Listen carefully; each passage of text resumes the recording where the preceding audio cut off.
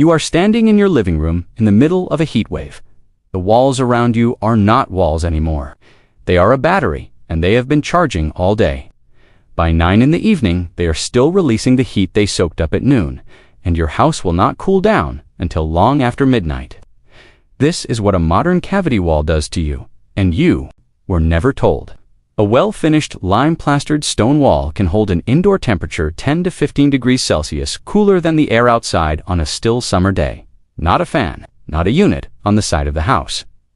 The wall itself, this was standard building knowledge in England for over 400 years, until the building trade quietly stopped teaching it.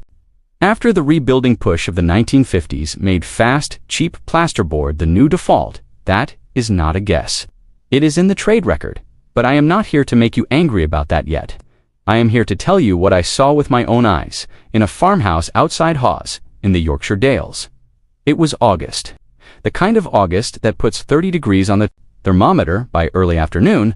I had been asked to look at a barn conversion.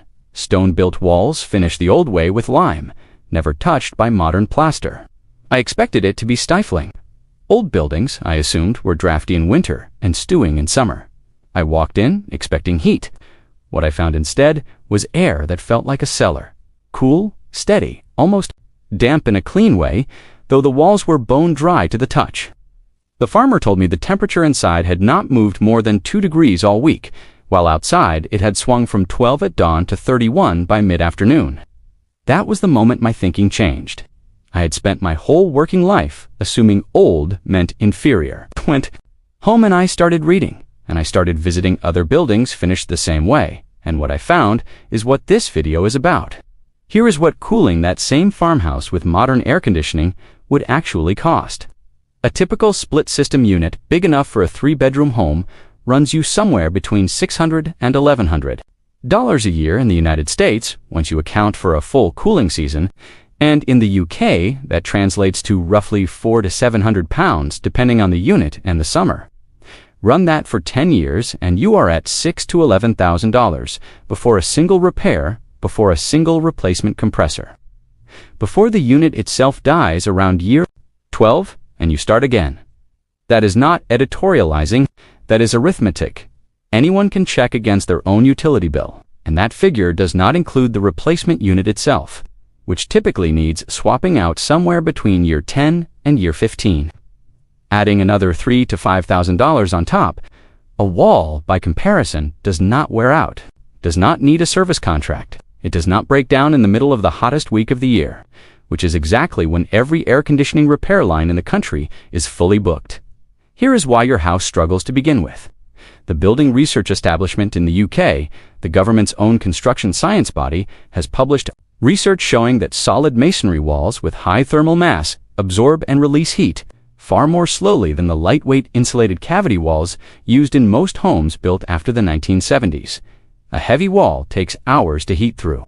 A modern insulated stud wall heats almost instantly on the inside face because it has so little mass to slow the transfer down. Insulation alone stops heat moving through a wall. It does nothing to store heat and release it slowly, which is a completely different physical property called thermal mass, and it is the one thing modern construction quietly gave up. So how did anyone work this out without a research lab? Rural communities across the Yorkshire Dales and the Cotswolds did not discover thermal mass through a study. They discovered it by living inside stone barns and farmhouses for centuries and noticing what happened. Through the 1600s and 1700s, dairy farmers in the Dales built their milk stores with the thickest stone they could quarry and finished them inside with lime, because a few degrees of difference meant the difference between milk that kept and milk that spoiled. They were not chasing comfort. They were chasing survival, and comfort came along with it. This is not only an English discovery. The builders of traditional Persian homes, working as early as 2,500 years ago, used thick mud brick walls combined with wind-catching towers called badgers to pull cool air down into living spaces while the walls themselves absorb the daytime heat. Two completely different civilizations, thousands of miles and thousands of years apart, arriving at the same physical principle because the physics does not care what country you live in. Now let me show you the method itself. You need hydraulic lime, sold as NHL 3.5 or NHL 5 at most. Specialist building suppliers never ordinary cement-based plaster, because cement seals the wall and stops it breathing, which traps moisture and undoes the entire effect. You need sharp washed building sand, and you need it in a 3-to-1 ratio with the lime 3-part sand to 1-part lime by volume. You apply it in 2 coats over a stone, brick, or solid masonry wall, a scratch coat around 10 millimeters thick, left to firm up for at least a week, followed by a finish coat of 6 to 8 millimeters. The total cost for a typical room, materials only, runs somewhere between $250 and $400 in the United States, or around 200 to 300 pounds in the UK, depending on room size and whether you hire help for the application. Here's what you must never do. Never seal a lime-plastered wall with modern plastic-based paint. Lime needs to breathe. Moisture moves in and out to regulate temperature. A plastic seal traps that moisture inside the wall. That leads to damp. Then the plaster fails from behind. Use lime wash instead. Breathable, traditional, built for exactly this. Here's what surprises most people. This is genuinely simple work. You don't need a master craftsman. You need patience. Lime cures slowly, often over several weeks. People used to fast-setting modern plaster rush. That's the mistake. The Romans understood this 2,000 years ago. They layered lime plaster in their bathhouses because the slow cure gave the wall extraordinary durability. Fragments survive to this day.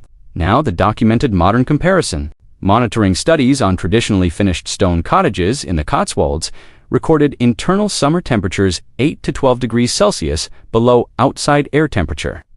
Nearby modern insulated homes monitored over the same weeks a much smaller gap.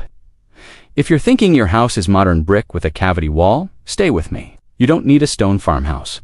An internal lime plaster skim on a solid masonry wall, even inside an otherwise modern home, adds real thermal mass and breathability to that one wall.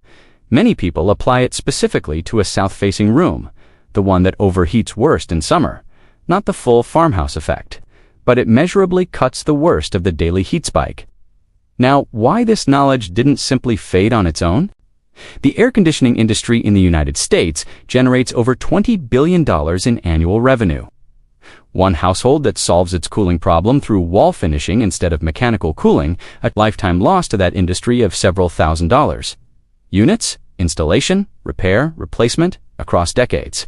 After the Second World War, post-war rebuilding standards across Britain prioritized speed over breathability. Cement-based renders faster. No specialist drying time became the default through the 1950s and 60s. Limeworking largely disappeared from standard trade training. It survived mainly among heritage and conservation specialists. It gets closer to home than that. Many local planning departments still default to cement repairs on older properties, simply because that's what current building officers were trained on, even on buildings originally built entirely in lime. Conservation officers across England have repeatedly had to intervene on listed buildings where cement render was wrongly applied. Later stripped out at the owner's expense once damp set in, that's not a rumor. It's a documented pattern in heritage building case files. Now the method doesn't stop there. There's a second layer almost nobody combines with the first, and it changes everything. Lime wash, traditional breathable paint, made from the same lime, applied as a finish coat, reflects a significant portion of solar radiation when used externally. Its naturally pale, mineral-rich finish does the work.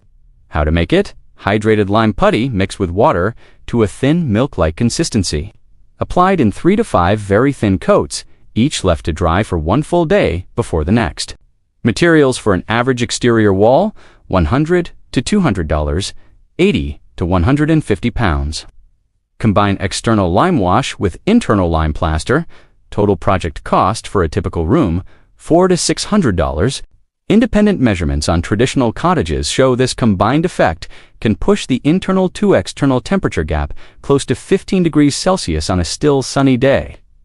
The ancient Greeks understood the reflectivity half of this, the island settlements of the Cyclades, where homes were lime-washed white specifically to throw back the punishing summer sun. That practice continues on Santorini to this day, and outside England entirely. Traditional adobe homes across the American Southwest, finished with lime or earthen renders instead of modern stucco, have been measured showing daytime indoor temperatures many degrees below the desert air outside. Same principle. Thermal mass plus reflective finish. Before I close, something personal. I ran a portable air conditioning unit through 3 summers before I understood any of this. Across those 3 years, I spent close to £2,000, units, repairs, and electricity. My builder, 30 years in the trade, never once mentioned lime, never once mentioned thermal mass. Years later, I asked him directly. He said simply, "Nobody trains for it anymore." I don't say that with anger. I say it because I've done the arithmetic on what I was never told. And the quiet weight of that arithmetic, I suspect you're about to feel it too. This wasn't lost by accident. It was set aside deliberately in post-war building guidance that chose speed over substance. Maintained ever since by an industry that profits every summer from your walls staying exactly as they are. You weren't failed by history. You were handed a faster, cheaper standard, and the older, better one was simply left out of the manual. Now you have it back. Tell me your home's current summer temperature compared to the outside air on the hottest day this year. Both numbers inside and outside in the comments. I'm building a record of exactly how wide this gap really is across different homes. Next time, the forgotten English method that kept stored food fresh for months without a single watt of electricity, a method the American refrigeration industry tried to have written out of rural building codes entirely in the 1930s, they failed. Subscribe now, because the alternative is staying the last person on your street who doesn't know.